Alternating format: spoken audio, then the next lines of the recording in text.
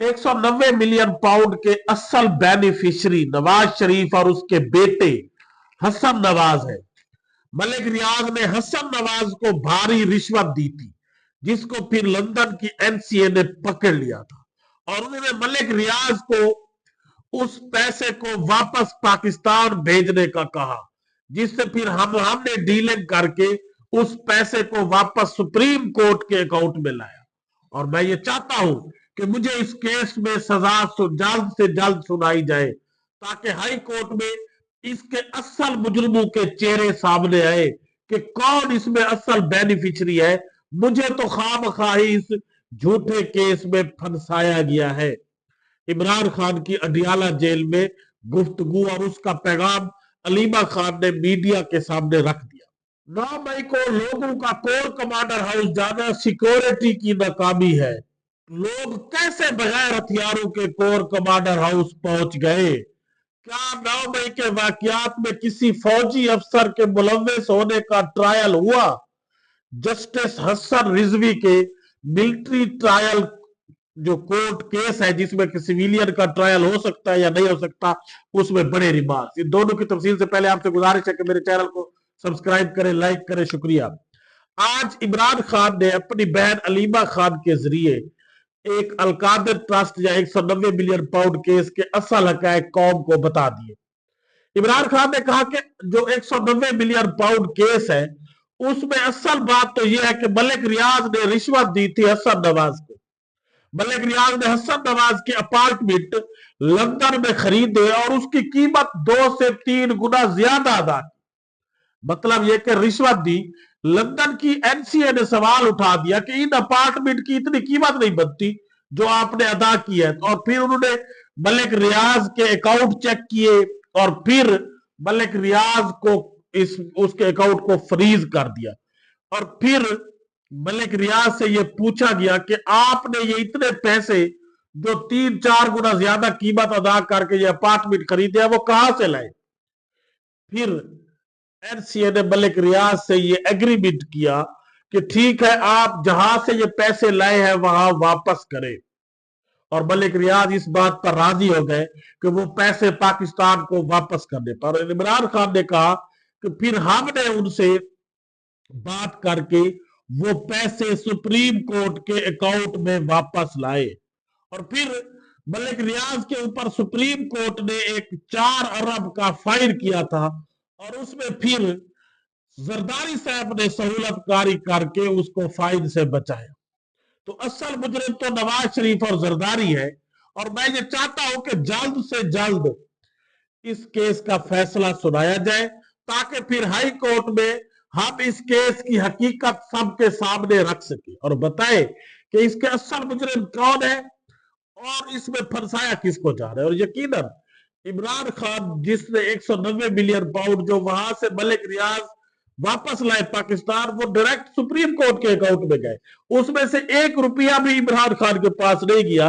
लेकिन इमरान खान को इस झूठे केस में फंसाकर अब बार बार उस केस के फैसला महफूज किया जा रहा है कि अब सुनाया जाएगा, अब सुनाया जाएगा, लेकिन उसको सुनाए जाने की हिम्मत नहीं हो रही। जज साहब बार बार अपनी अदलिया की बेतौकीरी कर रहे हैं और उस फैसले से दुम दबाकर भाग रहे हैं, बजाय उस फैसले को सुनाने के। उसके बाद जो मिलिट्री कस्टडी में जो मिलिट्री ट्रायल जो सिविलियन का, जिसमें सिविलियन को सजाएं भी सुनाई जा चुकी है और सुप्रीम कोर्ट में अभी वो केस चल रहा है कि क्या सिविलियन का ट्रायल हो सकता है मिलिट्री कोर्ट में या नहीं हो सकता। उसमें आज जस्टिस हसन रिजवी ने बड़े अहम रिमार्क्स उठाए हैं और जो वजारत दिफा का वकील था ख्वाजा हारिस वो लाजवाब था। जस्टिस हसन रिजवी ने कहा कि 9 मई को लोग जो है वो कोर कमांडर हाउस अगर चले गए तो वो सिक्योरिटी की नाकामी है। 9 मई को कैसे लोग बगैर हथियारों के इतनी सख्त सिक्योरिटी में कोर कमांडर हाउस पहुंच गए? और 9 मई के वाकयात में अगर सिक्योरिटी ब्रीच था तो क्या उसमें कोई फौजी अफसर भी मुलव्वस था जिसने वो सिक्योरिटी हटा ली और इन सिविलियन को बगैर कोई, जिनके पास कोई हथियार भी नहीं थे, उनको अंदर जाने दिया? क्या किसी फौजी अफसर का भी ट्रायल हुआ? तो जस्टिस वकील ख्वाजा हारिस साहब ने कहा कि नहीं जी, किसी का नहीं हुआ, क्योंकि वो तो महान है बराबर का किसी सूरत में ट्रायल नहीं हो सकता। ट्रायल सिर्फ शूदर का हो सकता है। किसी से नहीं पूछा गया कि इतना बड़ा जो सिक्योरिटी लैप्स हुआ है, एक कोर कमांडर हाउस की सिक्योरिटी अचानक हटा दी गई, किसने हटाई, कौन मुलविस था, किसके आर्डर पर हटाई गई, ये कोई नहीं बताता। ना किसी को मोरद इल्जाम ठहराया गया। यानी अब इतनी सख्त सिक्योरिटी है कोर कमांडर हाउस की, जिसमें एक हवाई फैल भी नहीं किया गया और लोगों को अंदर ऐसे घुसने दे दिया गया, और सिक्योरिटी वहां पर गायब थी। किसने गायब करवाई? कोई सिविलियन तो नहीं करवा सकता। यकीनन ये सवाल एक ऐसा सवाल था कि किसी फौजी से इसकी पूछ गुछ हुई तो ख्वाजा हारिस साहब के पास इसका कोई जवाब नहीं था। और इमरान खान और उसकी जमात का ये बार बार मुतालबा रहा है कि जिन जिन मकामात पर ये सिविलियन का अटैक हुआ है और आप ये कहते हैं कि उन्होंने हमला किया है, तो उनकी सीसीटीवी फुटेज सामने लाई जाए, मीडिया पर चलाए, सबको दिखाए, और अदलिया के अंदर भी सीसीटीवी फुटेज पेश करें।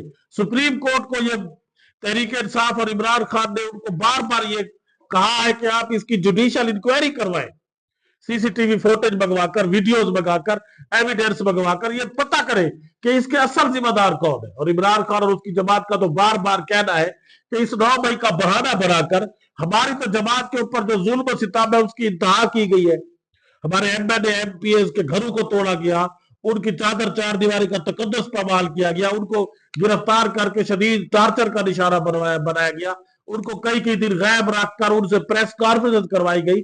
तो ये 9 मई असल बेनिफिशियरी तो इस हुकूमत में बैठे हुए लोग हैं, जिनको ये फायदा हुआ है। हमारा बल्ले का निशान छीन लिया गया और सब कुछ इसी वजह से हुआ कि 9 मई हमारे ऊपर थोप दिया गया, और जो फायदा उठाने वाले हैं वो हुकूमत लेकर 17 सीटों के बावजूद वो अयाशी कर रहे हैं।